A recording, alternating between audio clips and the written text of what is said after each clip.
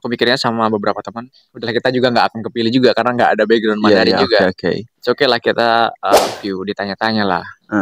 Aku ingat waktu itu pertanyaannya tuh ya mungkin kenapa mau apply, bagaimana kalau di sana. Saya mikir lagi, kalau saya bohong, ya gimana kalau misalkan saya bilang saya ada basic Mandarin, tapi ternyata pas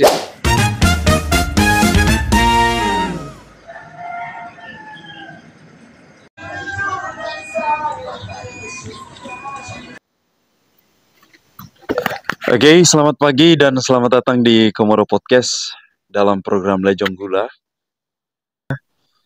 Dan tentunya kali ini saya senang sekali karena saya tidak sendiri dengan salah seorang teman kita dan teman saya, Dedi, yang akan berbagi cerita di sini tentang bagaimana kehidupan di Taiwan sebagai seorang pelajar dan juga sekaligus sebagai seorang pekerja ya.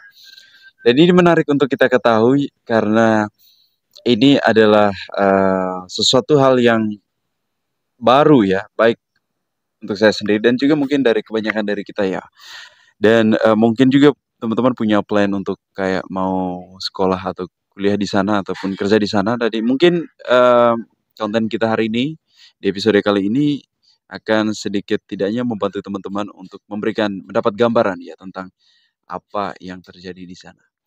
Oke, tanpa berlama-lama, it's your time to telling about your background a little bit. Silakan perkenalan diri, bro. Oke, selamat pagi Dominic. Ya, kita ketemu lagi ya ini ya. Oke. Jadi bukan cuma ketemu di tempat kerja juga, tapi harinya bisa ketemu di sini juga secara langsung ya. Oke. Jadi perkenalkan, nama saya Dedi Purnama. Jadi mungkin biasa dipanggil Dedi, dan juga kebetulan Dominic ini salah satu partner kerja juga ya. Oke. Selain partner ngobrol juga ya. Oke, jadi asal saya sebetulnya berdomisili di Jember. Cuma waktu kalau bicara Oke. background lahir di mana dan sebagainya, sebenarnya Mm-mm. saya lahir tuh di Kota Waringin Barat dulunya. Yap. Saya lahir di Kota Waringin Barat di Kalimantan Oke. Oh, Tengah. Kalimantan Tengah. Kalimantan Oke, Tengah. Kalimantan Cuma waktu itu Tengah. keluarga pindah ke Jawa dan kebetulan ada nenek juga, dan Mm-mm. saat ini juga akhirnya tinggal di Jember. Dan setelah saya juga sempat kuliah juga di Jember, terus pada akhirnya juga kerja di beberapa tempat di Oke. Semarang, dan sekarang terdamparlah di Bali. Di Bali. Oke, Iya. sekarang di Bali.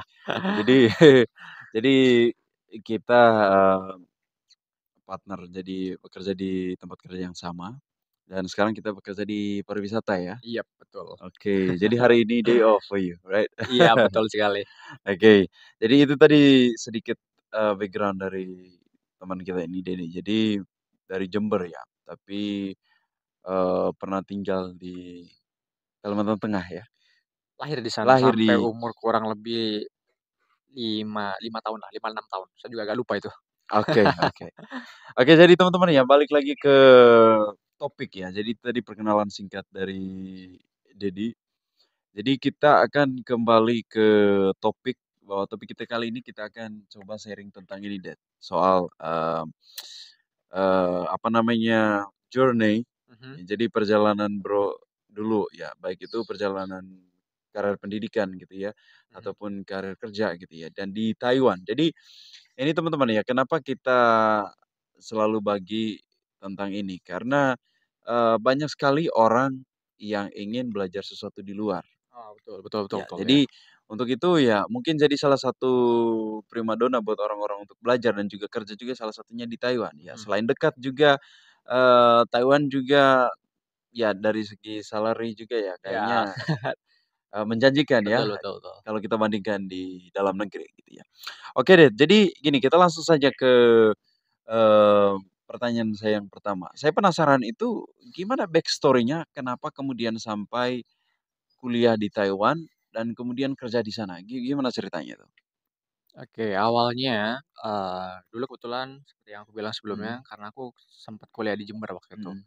Jadi kuliah di, Politeknik Negeri Jember, waktu itu jurusanku tuh Bahasa Komunikasi Pariwisata, cuma Mhm. program studi bahasa Inggris.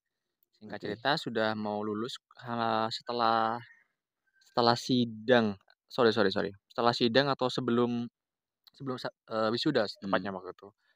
ada tawaran, Hmm. ada peluang lah bisa dibilang dari kampus bahwasannya ada scholarship. Oke. Tapi ini sistemnya partial bukan full Harusnya scholarship. oke. Jadi ada beberapa teman-teman, Oke jadi oke. waktu itu saya sama beberapa teman dari bahkan dari Heeh. jurusan lain juga, kita tuh tertarik. Mhm. Cuma mikirnya gini waktu itu Dom, ini Taiwan setelah kita cari Mmm. lebih lanjut lagi, Mhm. Taiwan kan, eee, bahasa Mandarin ya, bahasa Mandarin, ya Chinese ya. bahasa Chinese ya. Sedangkan kita nggak ada background sama sekali, Heeh. termasuk saya waktu itu. Heeh. Cuma saya mikirnya, ini kan nggak ada background sama Mmm. sekali, masa iya mau sok-sokan gitu loh. Mhm. Cuma ya udahlah, Mmm. jadi waktu itu aku mikirnya sama beberapa teman, udahlah kita juga nggak akan kepilih juga karena nggak ada background Iya Mandarin iya, oke juga. oke. It's okay lah kita, submit Heeh. waktu itu, application kita. Mhm. Setelah itu ada, beberapa apa ya, requirement lah, Mhm. mulai dari TOEFL dan lain sebagainya. Cuman kita Mhm. mikir, kok TOEFL ya, kok bukan Iya bahasa iya. ini? Oh berarti aman mungkin ya? Oh berarti ya, Iya betul. berarti Inggris yang di ini ya? Atau Mandarin yang Enggak, TOEFL-nya? TOEFL-nya TOEFL bahasa Inggris waktu itu justru, TOEFL-nya oke. iya bahasa Inggris. Dan setelah itu sudah kita submit semuanya, ada informasi, Mhm. ada info dari kampus kalau misalkan, "Oh oke ini ada beberapa nama yang kemarin sudah di-submit, ini semua Heeh. kalian bisa lanjut lagi nih. Nanti Mhm. akan ada, buat IC kalau nggak salah waktu itu Mhm. ya, ada berapa kata gitulah, menggunakan bahasa Inggris." Mhm. Oh oke berarti no issues. Heeh. Pas sudah selesai semuanya, singkat cerita sudah di-submit semuanya, ada interview juga dong. Heeh. Waktu itu tergantung dari, wilayah masing-masing. Karena kalau aku waktu itu kan di Jember, jadi interview kalau nggak salah waktu itu di Surabaya. Surabaya. Surabaya. Mungkin kalau teman-temannya dari Palembang, bahkan yang dari Bali juga kalau nggak salah di Mhm. Surabaya waktu itu. Oke Karena ini oke. perwakilan dari Politeknik seluruh Indonesia. Seluruh Indonesia, oke. Jadi akhirnya, kita interview ke Surabaya, kami interview ke Mhm. Surabaya, dan di sana sudah ada profesornya. Oke. Dan itu ada sesi interview, ditanya-tanya lah. Heeh. Aku ingat waktu itu pertanyaannya tuh ya mungkin kenapa mau apply, bagaimana keluarga, apakah Mmm. diizinkan dan lain sebagainya. Heeh. Lalu ada basic Mandarin atau enggak. Heeh. Worries-nya pertama ini, wah ini jangan-jangan bahasa Mandarin nih, ini Heeh. bisa berabe nih kalau kalau bahasa Mandarin. Sedangkan basic Mandarin tuh nggak ada. Mhm. Tapi ternyata luckily-nya tuh Mmm. in English gitu kan. Mhm. Profesornya juga lancar sekali bahasa Inggrisnya. Cuma memang ditanya, apakah ada background Mandarin sebelumnya, apakah pernah belajar Mandarin sebelumnya. Ini dalam hati ini langsung mikir gini dong. Kalau saya bilang nggak ada, Mhm. apakah saya akan lanjut? Heeh. Sedangkan waktu itu sudah antusias lah ya bisa dibilang, Oke. meskipun awalnya coba-coba. Oke oke. Dan yang di sana saya mikir lagi, kalau saya bohong, ya gimana kalau misalkan saya bilang saya ada basic Mandarin, tapi ternyata pas dites nggak ada, kan ya gimana gitu kan. Mhm. Jadi singkat cerita waktu itu aku bilang kalau saya nggak ada basic Mandarin sama sekali karena memang belum pernah mempelajari itu.